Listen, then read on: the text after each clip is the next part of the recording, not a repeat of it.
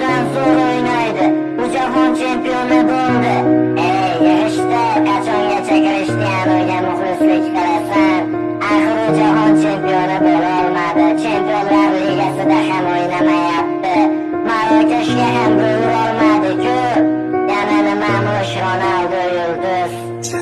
Futbolni irg'mak uchun o'ynamagan Krishtianu, ko'plab yulduzlaring sindi lekin sinmadi Ronaldo. Balki sen Messiga muxlisdan olmaysan, boshqasini uni qirol deya atab oltin to'pini sanarsan. Ammo qilgan harakating ketadi bil besamar. Ronaldo bo'lmaganda yulduz bo'larmish Benzema. G'iybatin qilib charchashmadi Portugal o'g'lonini, Messiga fanat deyishar Ronaldoning o'g'lini. Har daqiqa har soniyada to'xtamadi, yugurishdan kibrga bo'lmadi. Do'st nochorlarga berdi yordam. Ronaldoni yomon deding, kulganing rost ustidan. Unda nega yaxshiliklarini chiqarding?